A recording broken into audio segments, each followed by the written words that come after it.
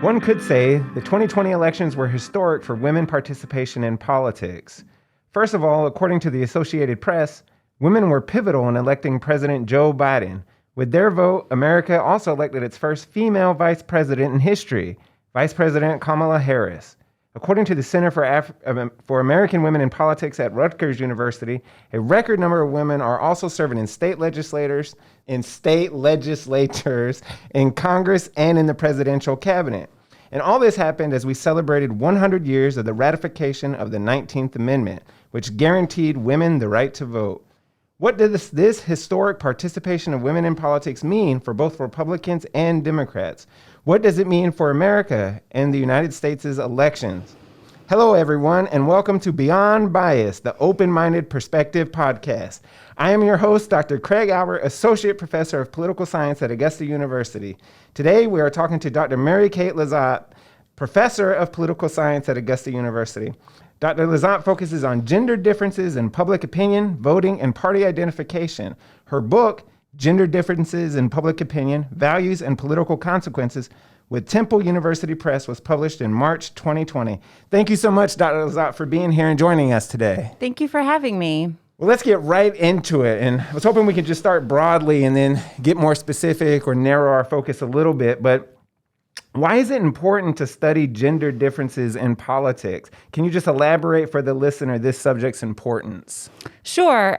So the gender gap in voting emerged or got a lot of media attention in the 1980 presidential election.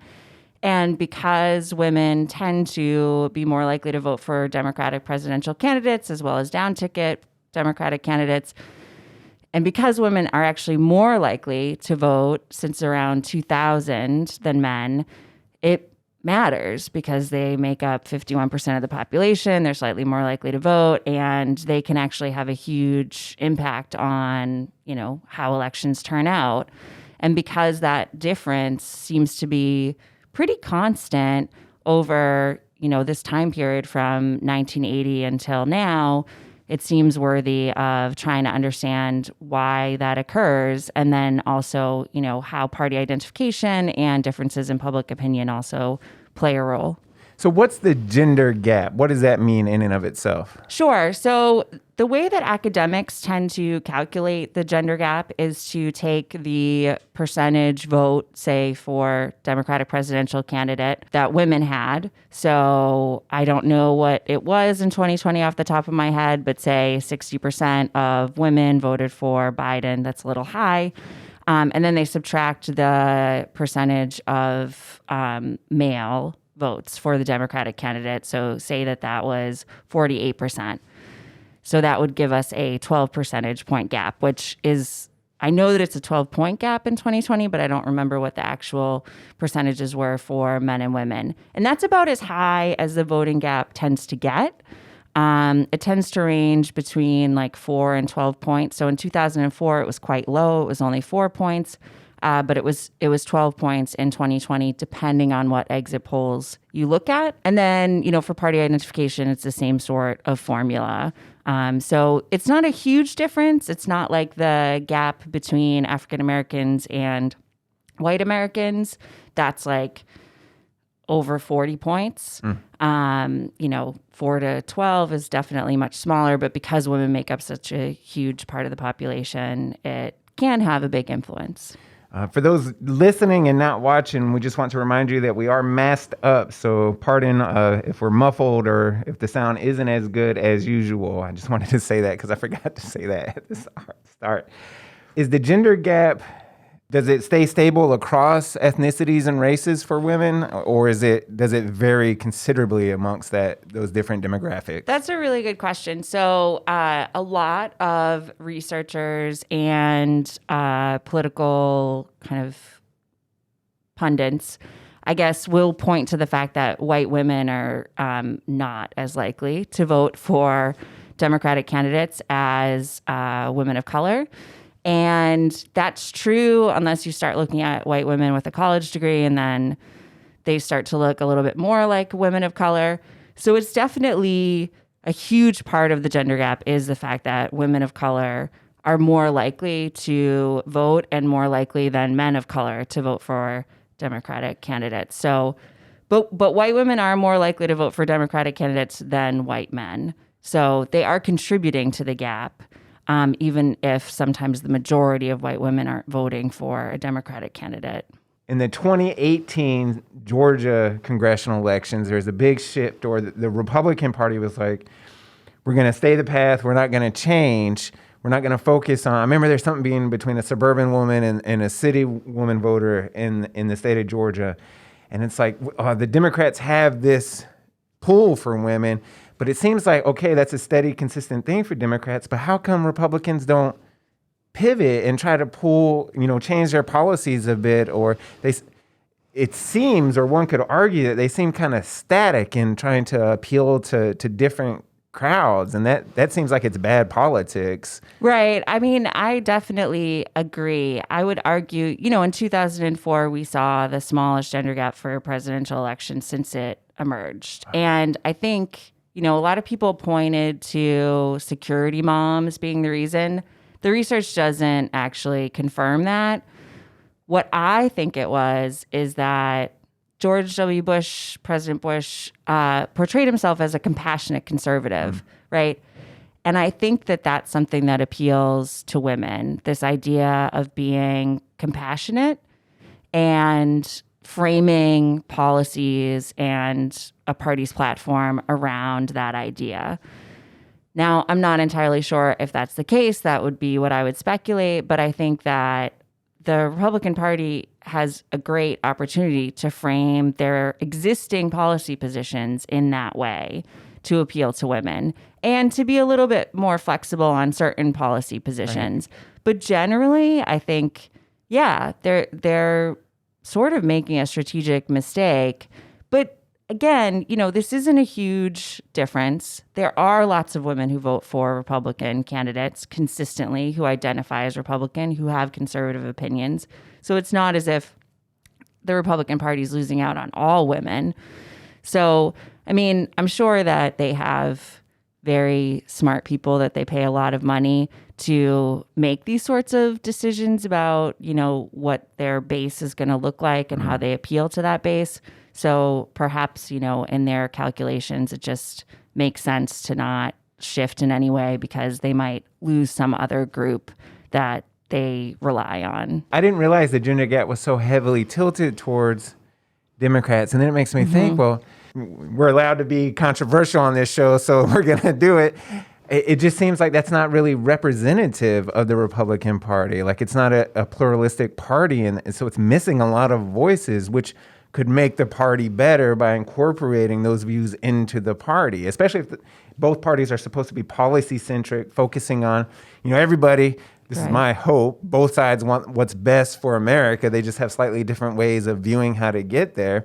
But I don't think you can have what's the best idea for America if you're not including purposely your policy platforms towards all people. I mean, not all people, but a plurality. And if it's that big of a gap towards one party or another, it seems like there's some opportunity to grow for the conservative base. I think it's really interesting because if you look at the 2012 post-presidential election Republican Party, discussion of where they want to go, they talked about, we need to become a big tent party. We need to appeal to more people. We need to start appealing to Latinx people who are, very religious and conservative on a lot of different things. We need to start appealing to African Americans who have, certain conservative opinions and tend to be religious. We need to start appealing to women on certain things like equal pay or, things that we can get on board with. And then that's not what ended up happening when it came to 2016. And I think, to some extent, the party didn't really decide what direction it was going to go in. The people who voted in the Republican primaries really ended up deciding what direction the party was going to go in by choosing Trump to be the Republican nominee. And since then, the party has really kind of followed that path. But I think there's probably a lot of disagreement and discussion within the Republican Party about how maybe they should consider going back to that idea that they were thinking about in 2012 of, trying to appeal to some groups that they tend not to get votes from. In one of your papers, you talk about the differences between feminism and anti-feminism. So I was wondering if you could explain to the audience what those terms mean political sense, like how do those apply to politics? And then what does it really mean to be a feminist?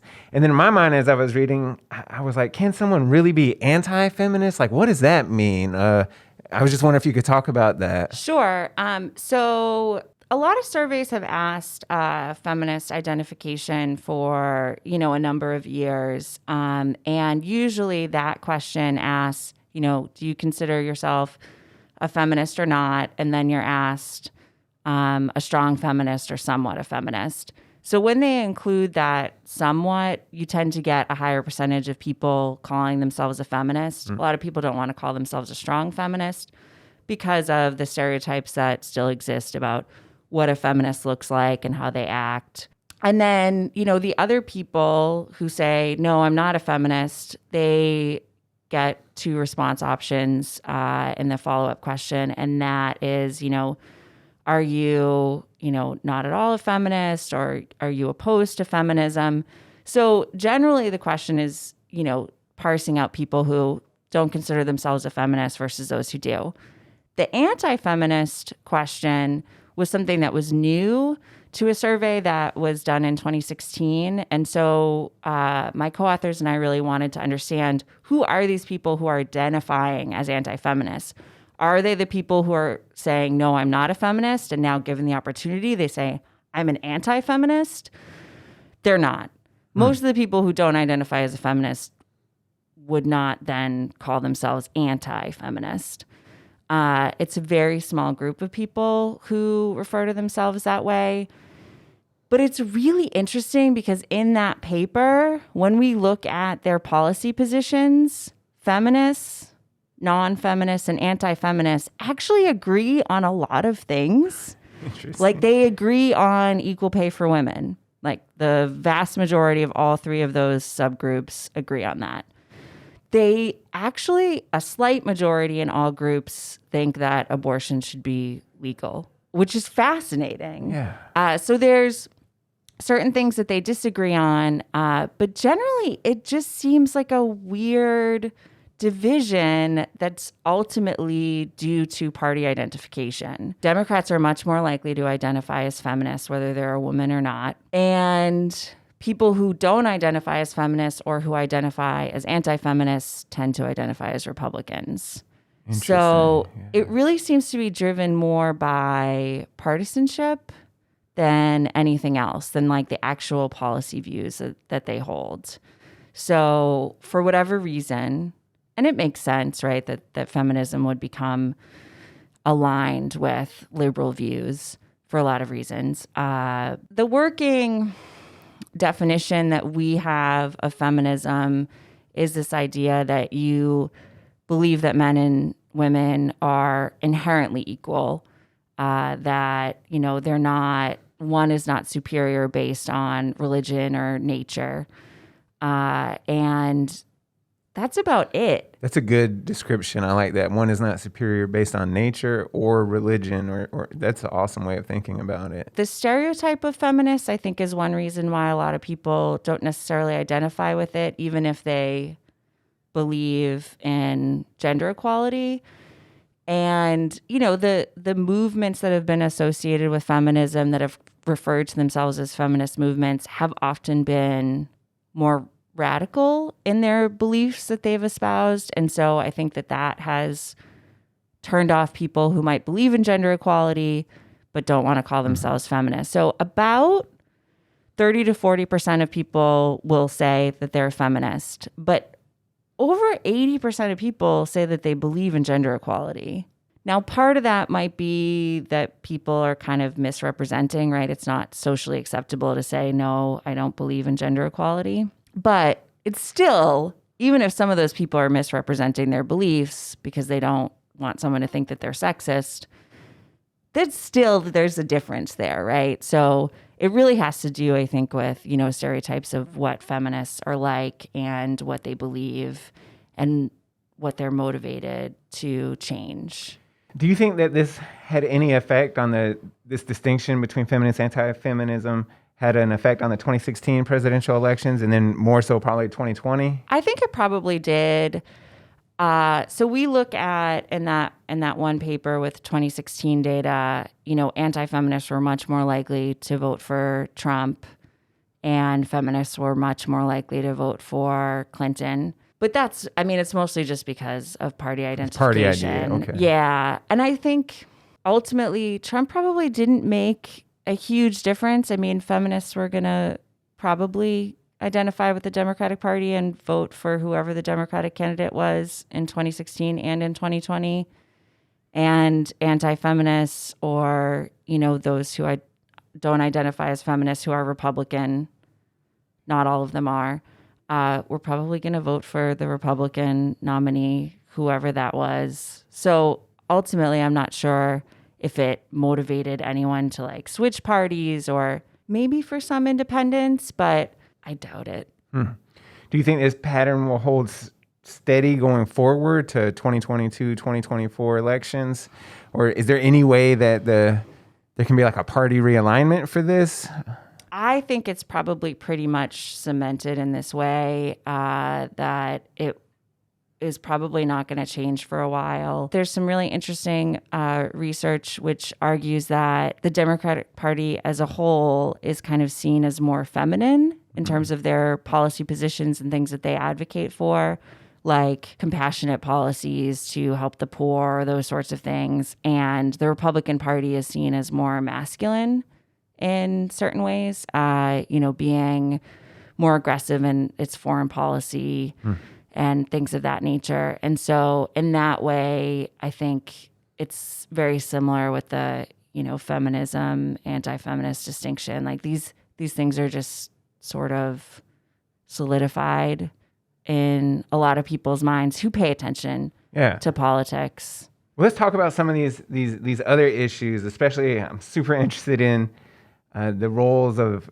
conflict and the roles that gender plays with supporting or not conflict. So in one of your 10,000 publications, you note that gender identity plays a pivotal role in differences in opinion over concern for personal security and safety.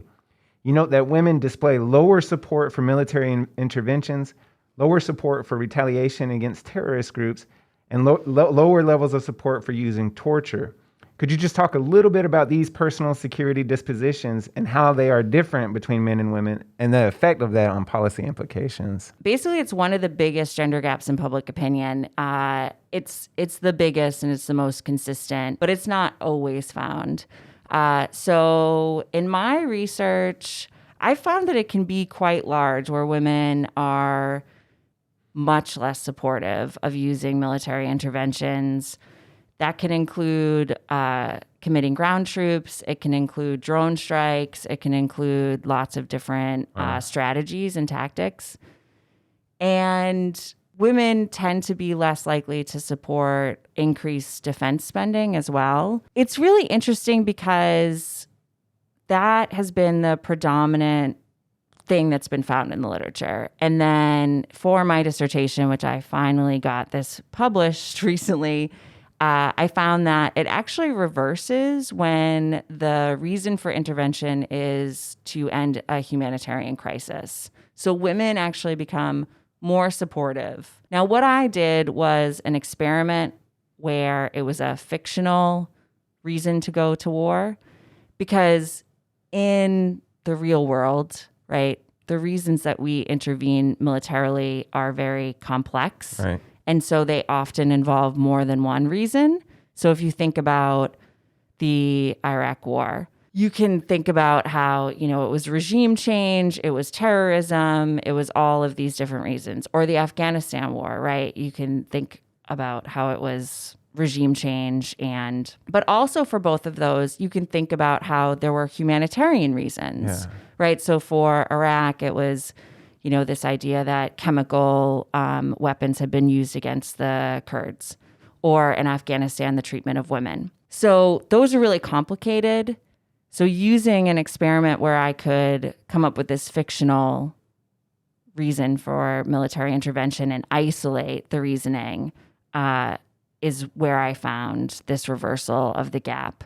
I don't think it's ever been found in an actual intervention, even those that have been humanitarian. For Rwanda and Kosovo, I believe it was really, really close.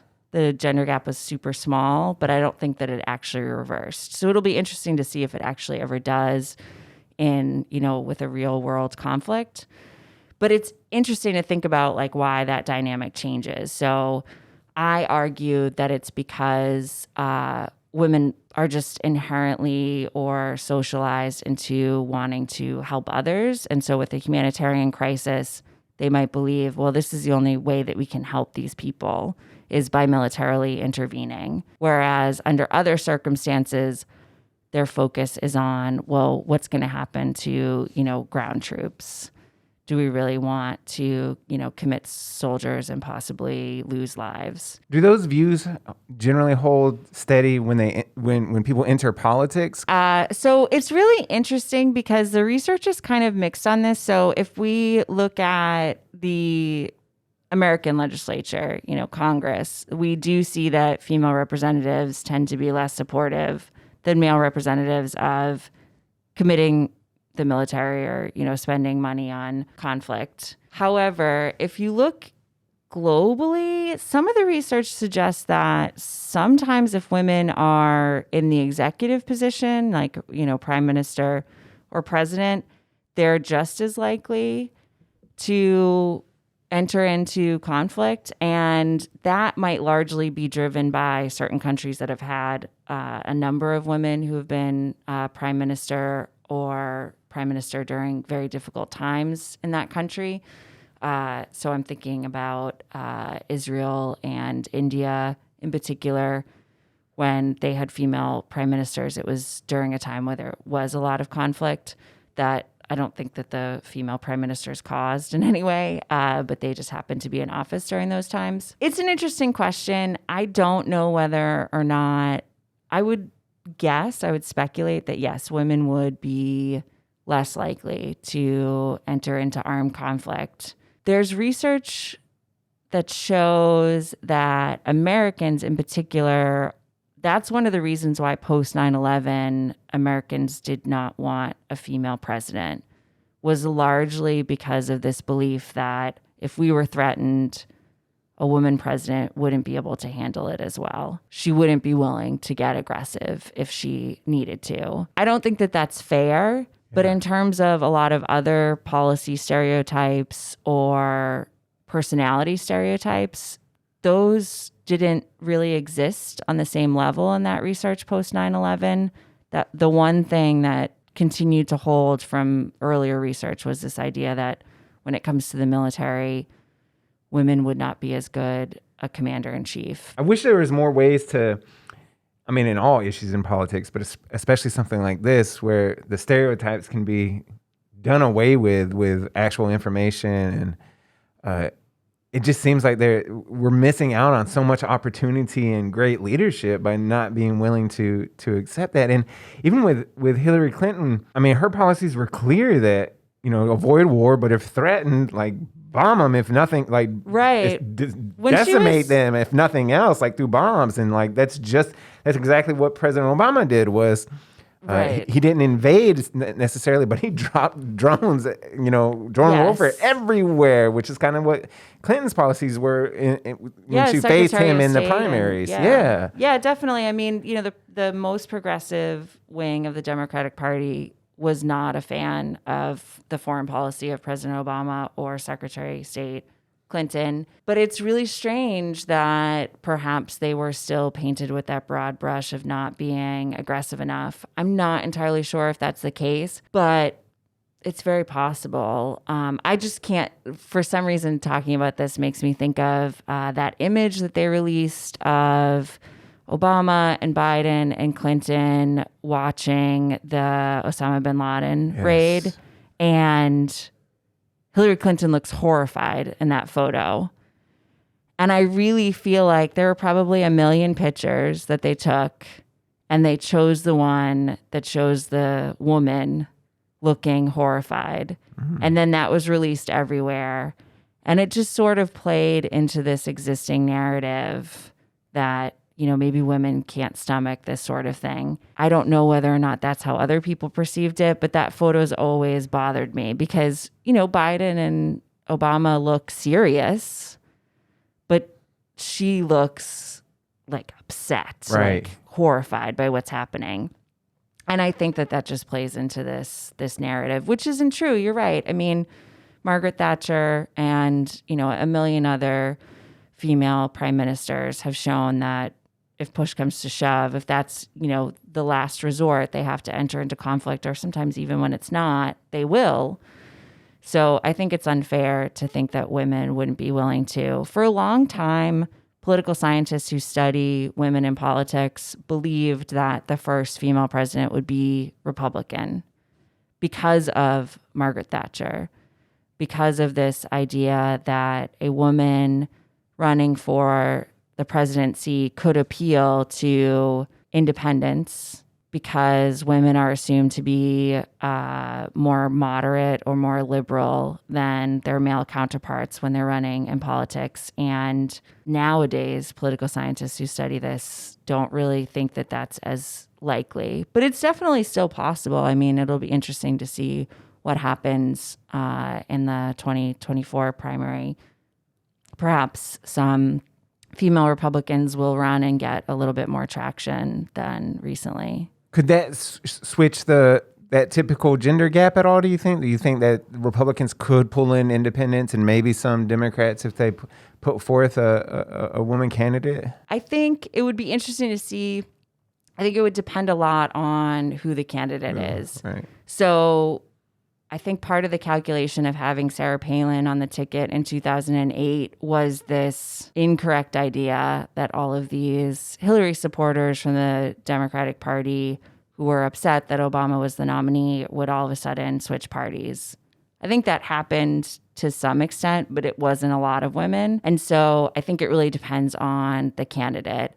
If it is a, you know, fairly moderate candidate, not seen as extremely conservative, then it's possible that, you know, independents or some weak Democrats might decide to vote for that candidate. But I mean, party is everything ultimately when it comes to these sorts of things.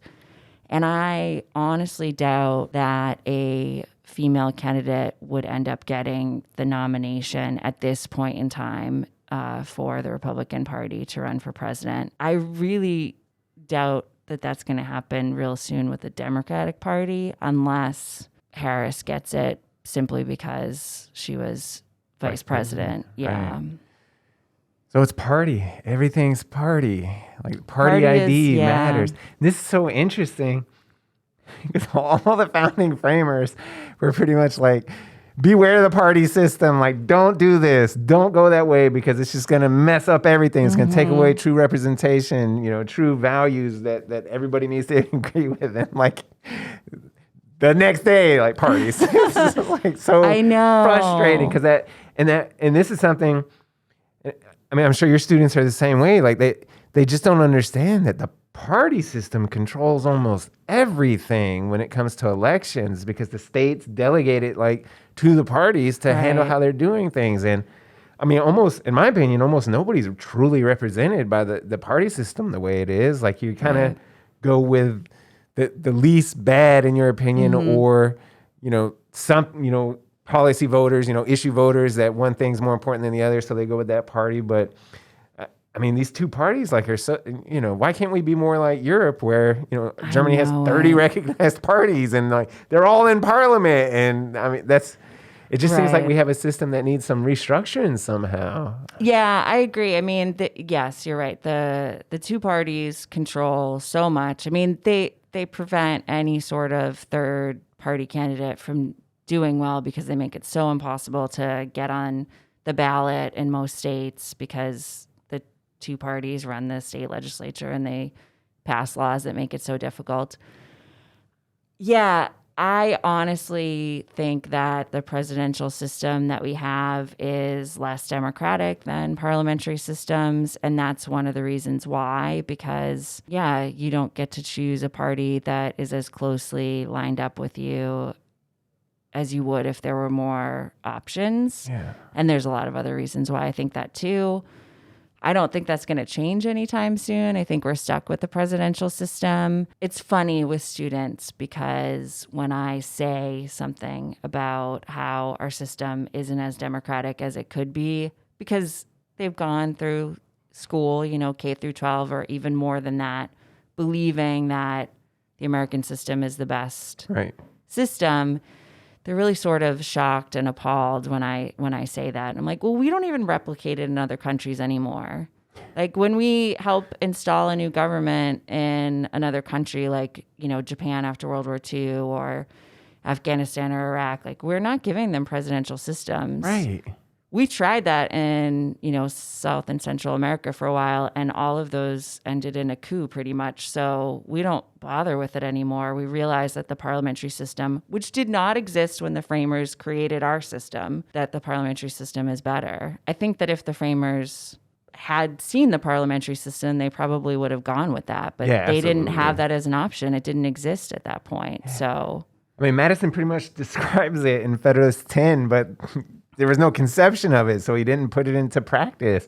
That's a whole nother episode we could do. Yeah. We have so many more issues to talk about, but I really want to give you a chance to just talk a little bit about your book and anything different than what we've been discussing so far. And I'm going to put a link for listeners and viewers to buy the book in our show notes when we go live with this. But, ooh, thank you. Yeah, of course. But if you could just tell a little bit about it to stoke some people's interest in it. Sure.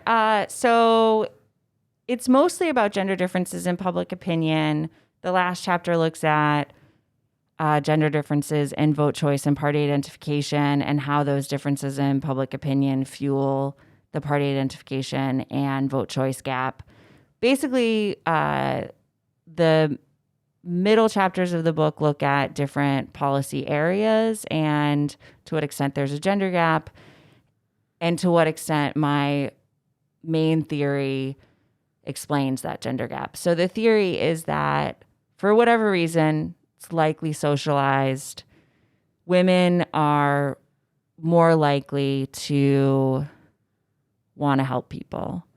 And we can see that in terms of their behaviors as well as their opinions. But when we ask them these questions about how they think society should be and how they think other people should act, women are more likely to say society should care about the welfare of other people, should ensure the welfare of other people, and other people should behave accordingly, should help other people and treat them equally and that sort of thing. Now, lots of men think that too, but women are more likely to believe that. And I think ultimately, when it comes to that versus sort of focusing on one's own self-interest or one's own achievement, I think men would probably be slightly more likely to focus on that. So my argument is that these pro-social values of wanting to help others end up explaining a lot of the gender differences in public opinion that we see.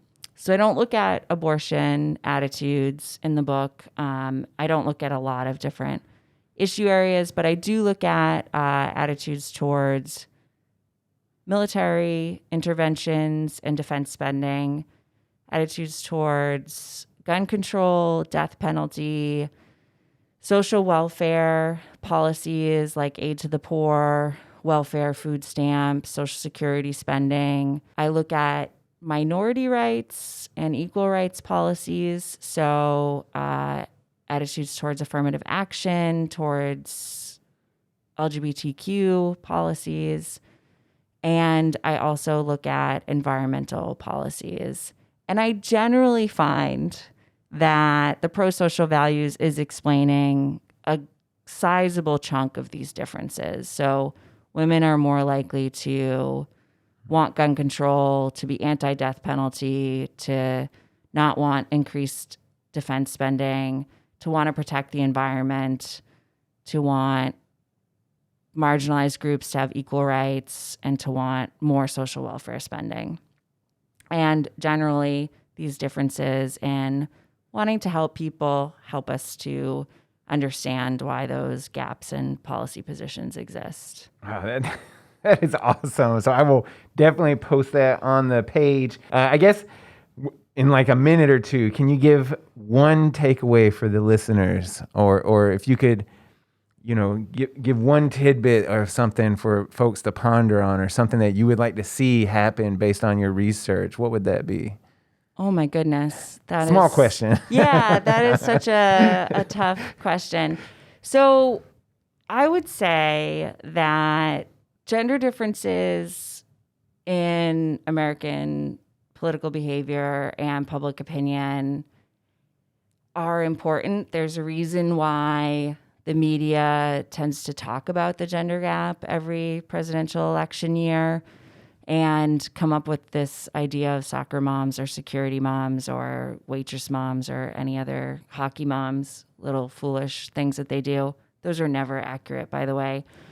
But I think that there's a good reason why the media pays attention to it and why I do research on it, because ultimately it can have this influence on elections. And I think that it's interesting to think about how women and men might have slightly different values, slightly different priorities, and slightly different perspectives on things that are happening in terms of current events and politics and policies, and trying to understand what differences emerge and why those differences occur.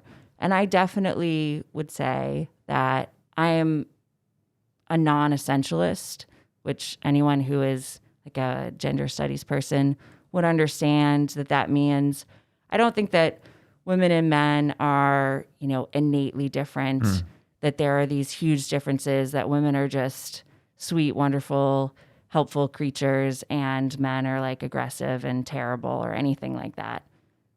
But probably due to socialization, we see these, small differences that are important because they have all of these consequences for opinions and vote choice and party identification.